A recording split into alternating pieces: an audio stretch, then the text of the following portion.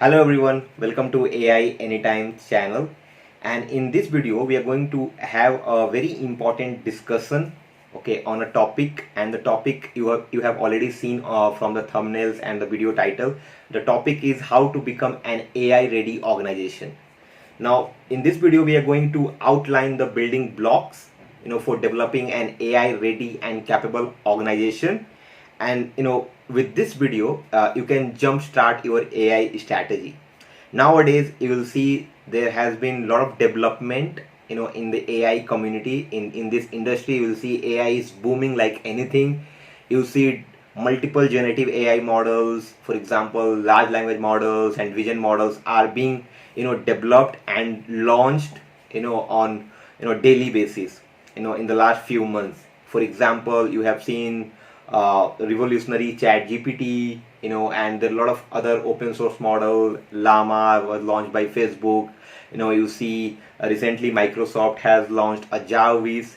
So there is a lot of development with this technology, and the technology has evolved over a period of time. So we'll discuss this in detail, that how an organization can leverage AI as a technology to innovate further. Innovate for innovate in future for their clients and partners. How can they innovate with AI? And how can they become an AI ready organization? This is what we are going to discuss in this topic. So when I say a company is AI ready, they are able to take an idea from conception to implementation, to reaping benefits, all with minimal friction. So it's not easy to become an AI ready organization, because I will discuss that further why I'm making this statement. Because what I believe, and I also have discussed with my fellow researcher and friends in my peer, that there's a huge global AI illiteracy.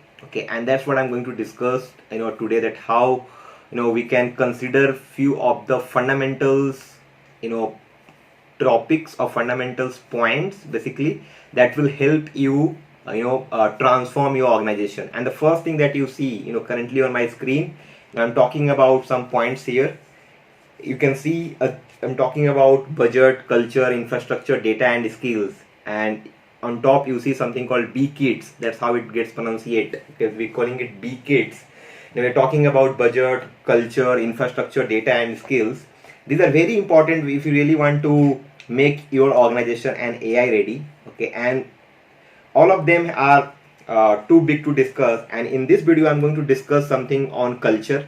We'll discuss culture in detail, that what I mean by culture, why a culture establishment is very fundamental, if you really want to make your organization an AI ready organization.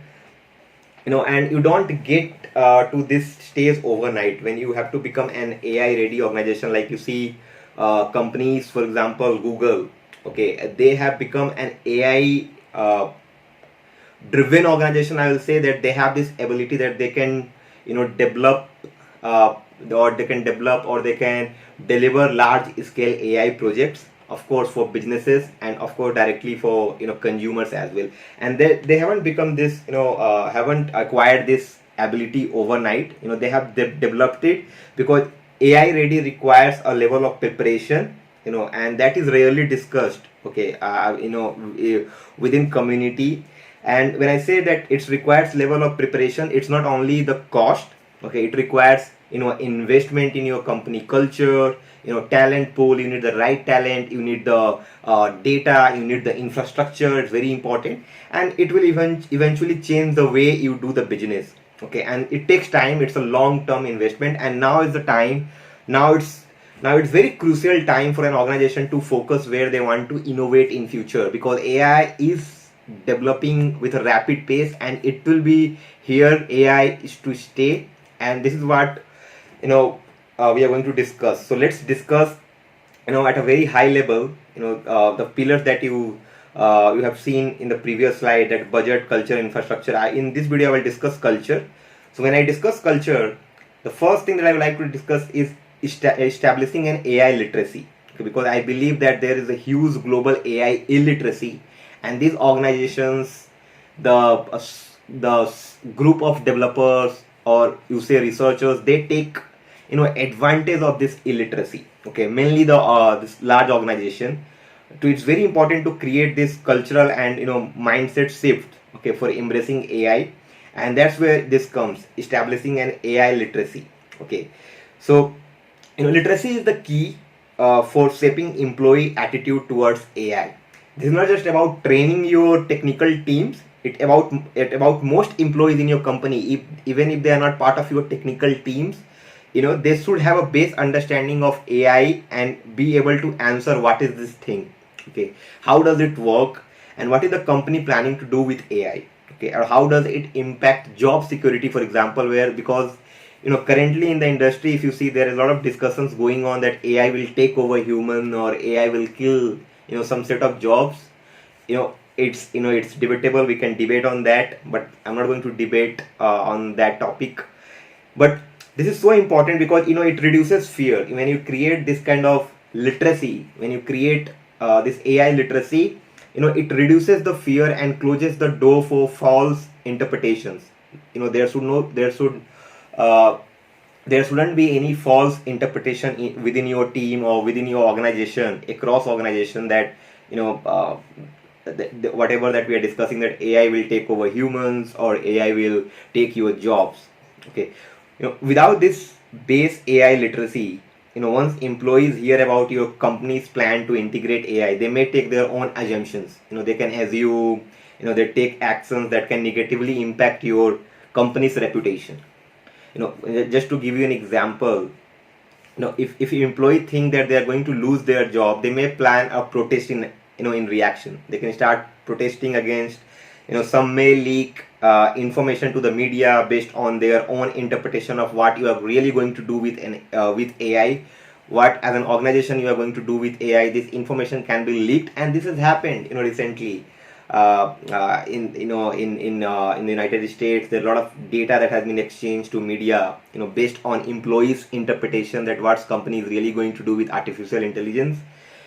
Given the fears and confusion around artificial intelligence, it's important to address uncertainties with company, of wide education and planning. This is very important. So that's a very fundamental and a very important point before we go into this further discussion, that it's important to establish AI literacy. If you have if you have a team of 5 to 10 people and they don't understand AI, at least you can arrange some workshops, you can arrange some kind of boot camps for your team members, so at least they can understand the fundamentals and basics of artificial intelligence, which is of course a very vast subject, a very vast branch of computer science. But at least to create this literacy, it's very important. Now, excuse me.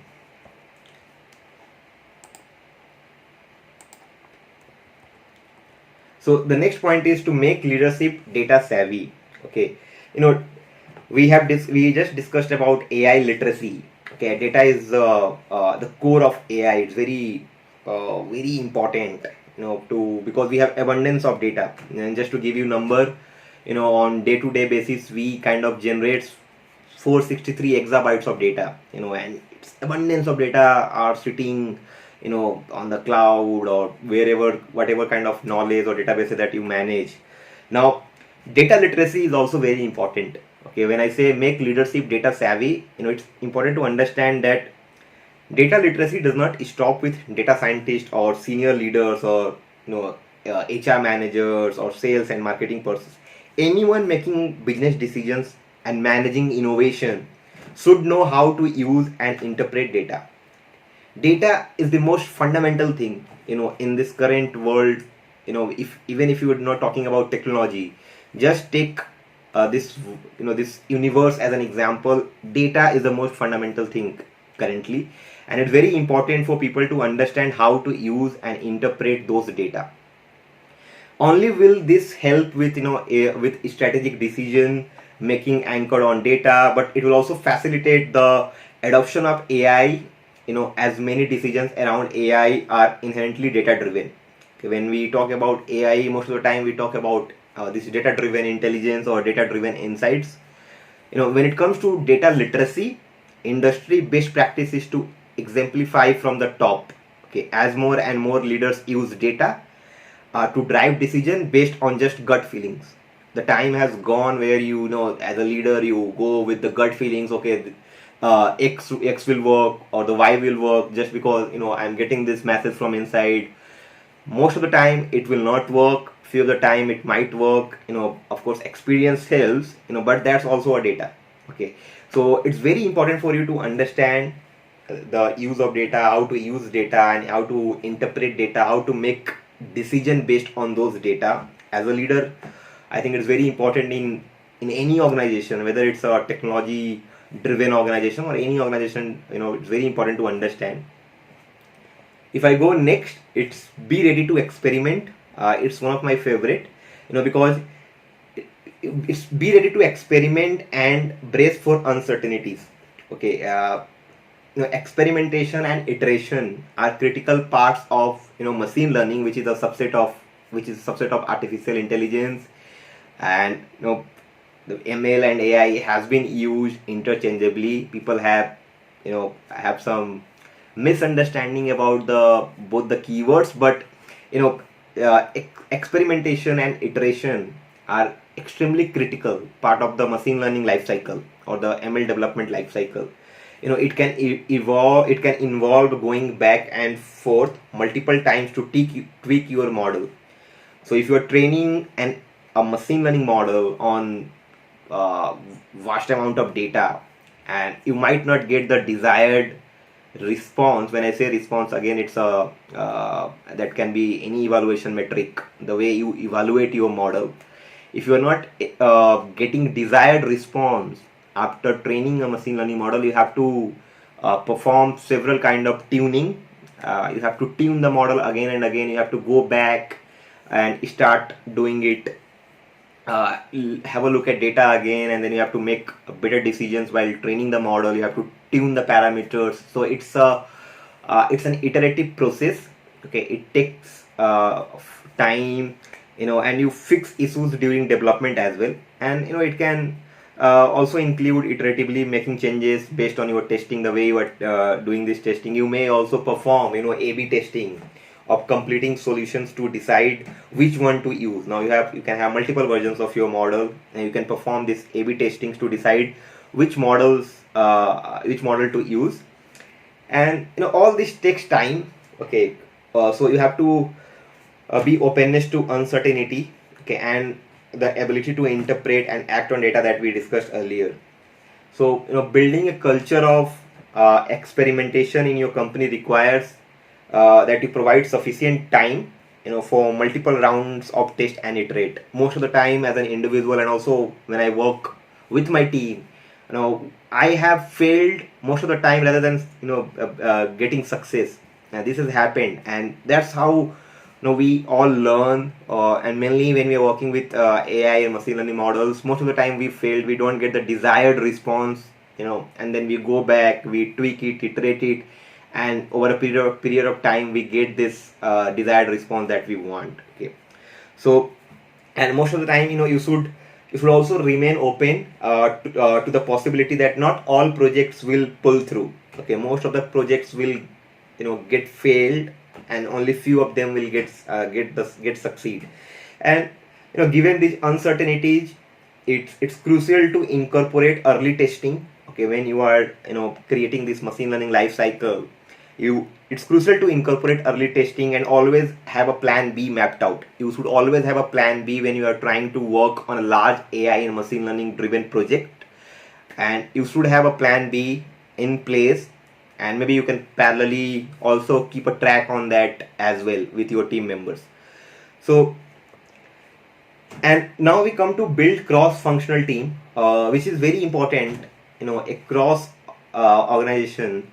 I'll discuss it why. Because integrating AI into your products or your client products, okay, your partner's product, or the business processes is truly a team sport. Okay, just, you know, a bunch of data scientists will not be able to do the justice, you know, to take the models in production. So thousands of people or millions of people are using your product at the same time, and you have AI and machine learning models working on backend. Now let's take example of, Twitter has recently released their recommendation engine algorithm, that how they have built this recommendation model, okay, for Twitter, and there are a lot of other recommendation models available. Now, TikTok, for example, having one of the world's best recommendation model.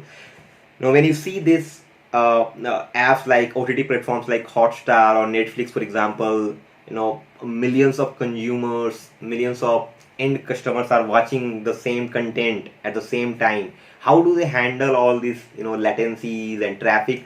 It's very important to understand. And also in the machine learning life cycle, only when I talk about ML ops or AI ops in general, you know, so you need set of people, you need data scientists, you need, a business stakeholder. Now let's start from a business stakeholder. This can be a product manager, this can be an SME, a subject matter expertise, or a domain expert, or an AI project manager who understand in and out. Okay, so you need a business stakeholder, you need an AI implementer or an AI expert, and this can be a machine learning engineer or a, senior data scientist or an AI consultant. And you also need one or more engineers. This is very fundamental. If you really finding any interest in this video, you make note that you need data engineers to work on your product or whatever project, I'll say, that you are working on, with AI and machine learning.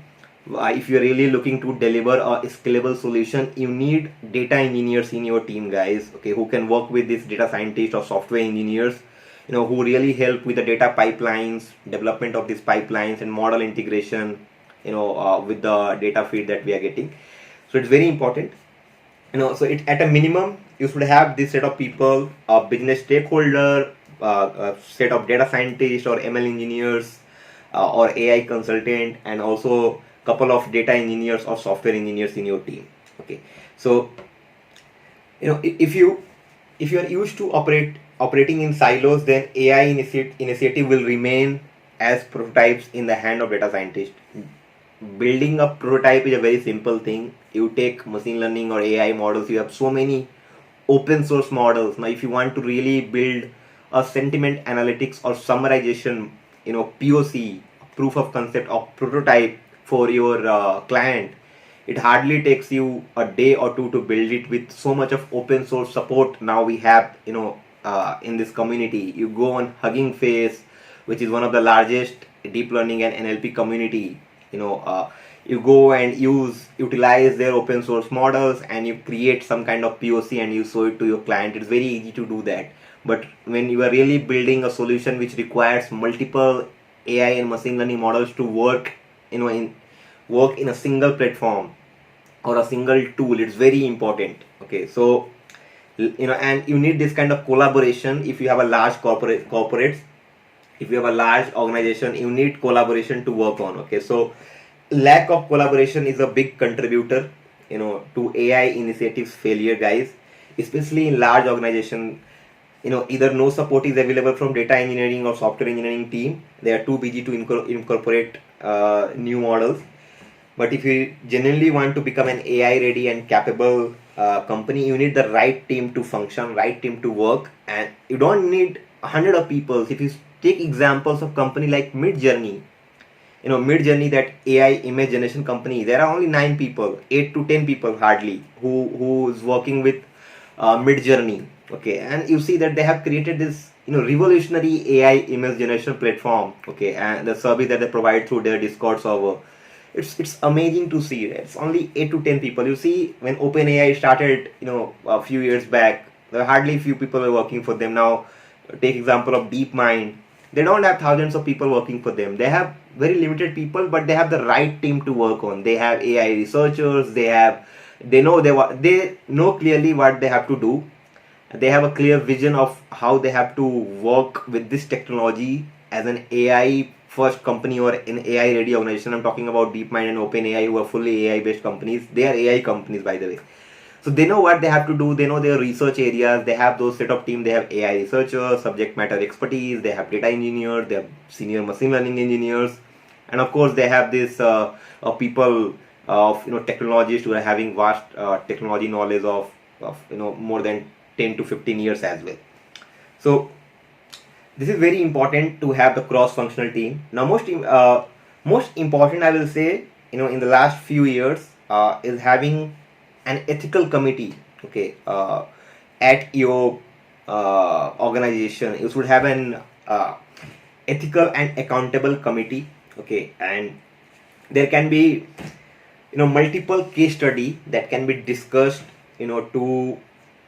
to prove this, that you need this an ethics committee. Mainly, most of the time you talk to CXOs, they might not like the idea of having an ethical committee, but it's important. The way AI is being developed over the last few years, if you see, now I believe that it's now the high time that we need regulations. And if you see example that how Italy has banned chat GPT, it's no brainer that governments or these authorities, now European Union, have their own protocols and standard guidelines. In US, the DARPA has their own, different organization has their own ethical guidelines. And every organization you will see, large corporates, they would have their ethical committee. But I'm talking about your team, because in large corporates you might not directly get any interaction with this committee. So you need people who understand uh, these components of ethical AI. I'll just give you an example. It's very famous example, and you will remember what I'm talking about. So in early 2018, we saw how Facebook, now Meta, has mishandled data from millions of users. I'm talking about Cambridge Analytica case study, the Cambridge Analytica case. A political data analytics firm, okay, had harvested the personal data of Facebook users at that point of time without consent, and landing Meta in a whole lot of trouble. Okay, and the whole drama, I'll say, cost Meta more than, the funds were in billion. Okay, I think it was around 5 billion US dollar that Meta has to pay in fines. And they didn't learn their Facebook, now Meta, in late 2020. They Meta settled a lawsuit of around 650 million US dollar, over another data privacy issue. And it was more related to their biometric privacy law, in North America, in the United States, that we have, of their photo tagging feature. Now Facebook or Meta, they have this photo tagging feature, and you use facial recognition software to identify faces in your photos. And they have a law against businesses collecting biometric data. I think it's in state of Illinois, if I'm not wrong. And so these are the example. And I as an AI practitioner, I do believe that ethical use of data is extremely tricky. I know I discuss with my peer that we talk about bias, we talk about transparency. Mainly when we talk about bias, I always say that bias is inherent in my thought. Okay, it's very difficult to take care of bias. It's not impossible to eliminate bias when you are working with this technology. But what I believe, that our first focus would be on bias in data rather than bias in modeling. I think the data is in bias, rather than directly going and jumping into the modeling part and saying, okay, I will eliminate the bias, I will minimize the bias. Let's have a look at the data. You never know, when they label or annotate data, how have they annotated it? How are you validating those abundance of large set of data? Those are all discussion that we can have it separately. But what I was saying, that ethical use of data is extremely tricky. And when you combine that with AI, okay, with little regulation, it gets even trickier. Okay, so so it's very important now to create these guidelines. Okay, if you really want to maintain good standing with customers and society at large. Okay, because we talk about AI for good, AI for society, AI for social good. I'm also talking about that your organization might focus on society at large, right? There's a contribution that you have to do. It's important for companies to take a strong stance on where they stand in terms of data privacy, ethics, and accountability. Okay, what data will the company absolutely not use for AI or any type of decision making? What kind of models will the company not build? Should users opt in or opt out of features that use their data? So it's very fundamental. It's very important to understand that uh, rather than, let's take example of deep learning models or large language models which are on trends nowadays. We have these large language models coming in. For example, you take GPT-3, uh, GPT-4 also, which has been released by OpenAI. It's very difficult for AI researchers or the developers to explain those models, explain those outputs to the end consumer or end customer. That can be anyone, that can be one more organization as well, that can be an individual as well. How do you explain the response or the output that you are getting from these large language models? Deep learning models are complex to explain. Okay, people have seen, the CXOs have seen AI mainly as black box, years ago. But how do you explain? Okay, so how, or who will be the accountable, who will be the responsible, how responsibly you are using AI? So these are the few questions that we first have to answer. you know uh, Internally, the team that you have, you first have to decide what kind of data you will use, what kind of data you will say no, and these set of questions. So these are the things that we I wanted to discuss. Create an ethics committee, build cross-functional team, be ready to experiment, make leadership data savvy, establish AI literacy. All the images that you see, is all these images are again being generated by Mid Journey. It's all AI art generation, and culture is at core, guys. Okay, if you really want to make your company an AI ready organization, okay, it's very fundamental to focus on culture. Okay, you create AI literacy, you help, you empower your colleagues or your employees so they become more literate, with this technology. Make leadership data savvy.